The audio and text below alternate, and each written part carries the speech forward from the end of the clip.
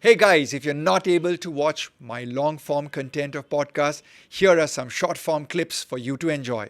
There are a lot of myths about skincare. There are a lot of certified influencers that are there now Yeah, today on Instagram which come and yeah, troll you and me, and they think they know it everything. They just have a camera and then they have a mic and then they're talking about as if they know yeah, the world, but they yeah. It's don't have a scary. clinical practice. Scary. What are some of the common myths that are out there or hocus pocus stuff that makes your blood boil when you hear about it?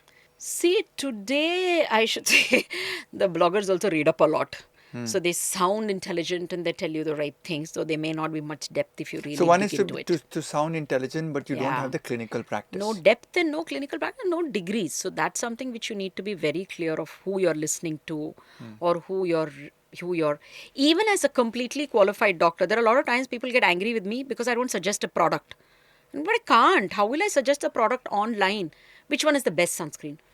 What kind of a question is that? I can't tell you because I don't know your skin type, I don't know your sun exposure, I don't know Ryan, where you live. Ryan Fernando, can you recommend a A diet diet. plan? Yeah. Hello? I don't know your gender, I don't know your age, Nothing. I don't know your Yeah. body fat And then percentage. I'm angry. You only do it for celebrities, you don't do it for me. And you can't do free Yeah. for me, I'm a Yeah. poor Yeah. person and everything. Yeah. So we're in the Yeah, same boat. same page. And then something I would have applied, they'll say, which one are you applying? Arey, but that's for my skin. So, like that, what boils me is when people end up coming So skin is online. bio-individual. Very, very. So one person could use a sunscreen, another person could use a sunscreen, and they could have two different effects on the skin. Yes. So even you're like looking at the skin and saying, okay, you can't use this sunscreen, you got to use this sunscreen. Yeah. I just thought it was SPF.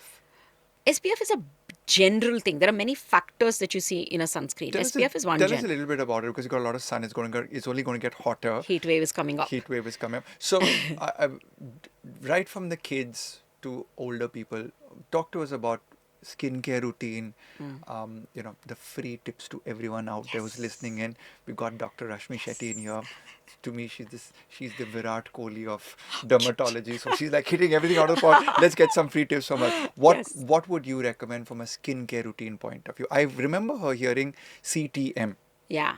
cleanse, When tone, we moisturize. started off in life. Yeah, Yeah. CTM. But Yeah. I'm too lazy to do it. So where would you take skincare routine for all of us? So, like you said, the first thing for skin is hygiene. I would start right from there. So, your scalp hygiene is included in skin hygiene. So, very, very important. So, you need to have a clean. A lot of times, teenagers come to me with acne. And these days, teenagers are so paranoid about losing their hair. There's also early graying, early balding that we see, right? So, they are You're all, seeing that oh, yeah, big as time. compared to like 10 years ago. This is huge right now.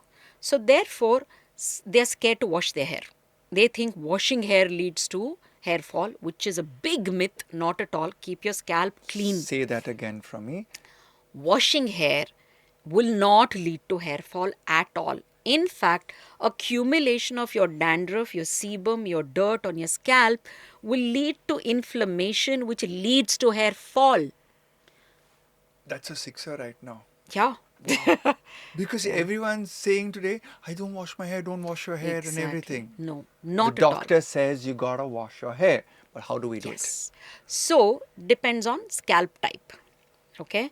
So, if you have a very dry scalp, how do you know the difference between dry scalp and dandruff is is your next question. So, I'm preempting it. So, if you have a dry scalp, you will know that the day you wash your hair, immediately once you dry it, it starts getting flaky, it starts getting itchy and a little sensitive. And then if someone kind of opens up your hair and sees the scalp, it may feel a little red as well. So now this, is dry scalp flakiness. So then you don't wash your hair every day. You can wash it alternate days so that some oil can accumulate there. Wait for it to kind of accumulate. But if you have an oily scalp, then you can wash your scalp every single day with your chosen shampoo. Now, if you do have dandruff, then again you need to wash it every single day. So you're not accumulating the yeast and the fat of your skin, which is with the skin of the scalp is putting out. That's the food for the yeast. So you're going to kill both. So you're going to wash it off every day. This is what you do. Now, if you have, we are only talking about scalp right now. So if you have a scalp a certain way and a hair a certain way, most people end up asking, Doc, my scalp is oily, but my hair is dry. Now what do I do? So that's when You wash your scalp with the said shampoo every single day, and you don't have to shampoo your hair at all. Hair is dry, hair is not dirty. We are all in AC closed environments. So you wash your hair just so that you get some hydration and shine on it once in a week with the shampoo. But you shampoo your scalp every day and put conditioner for the hair and come out of the bath. So this is what you would wash your hair and your scalp separately.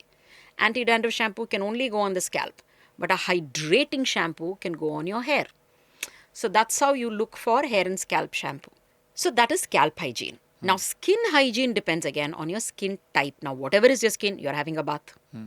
I prefer a liquid soap to a solid soap only because you don't keep pulling, applying, putting it back, and again picking up, applying, putting it back. What's the logic? It's a soap, right? And you're touching it on your skin. There could be germs, there could be dust accumulating. Do we wash our soap before really using? 2-3 people might use the same thing in the house. I Dr. just feel Rashmi it is says a little, wash your soap. Yeah. little Okay. unhygienic concept about it, though the whole You world just lives on got my soap. brain going like Yeah, I circles. feel personally it's not something that I want to touch, put back. So it's easy to take it out of a dispenser, use it, and you're done. What is sitting inside is still untouched, right? True. So true. And if 10 people in a house use one bathroom, for example, not all 10 are using the same soap and putting it back. So you still have the soap dishes sitting. Sometimes I've seen there'll be a soap dish, there'll be a soap with a lot of water in it. So nobody is even cleaning and emptying that. So I find that whole thing a little unhygienic. So it's easier for something coming out of a tube or a dispenser where you know what's inside is clean. So that's the bathing ritual with. Bathing ritual, and bathing how many times? Twice is okay. More than that is not good for skin because you're ripping your own oils off. I have a lot of athletes and they train like 3-4 times a day. Wow. Okay, so this has been my advice to them. Use the soap once a day on the entire body Perfect. and in your private parts, underarms and all. All the body folds. All the basically. body folds, you Yeah. do that for body odor. Yeah. And that is 2 baths. Yeah. And in 3rd or 4th bath, just use plain water. Is Yeah. that okay?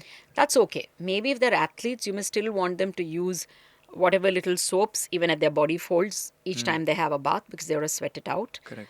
But other than that, yeah, soap only once. Okay. Yeah. Awesome. Is there any other skincare routine that we now get into beyond bathing? Yeah, so I think hygiene wise, this is what that you need to be very careful about. And washing the face would again be not more than 2 times. If you really have an oily skin, then the 3rd time.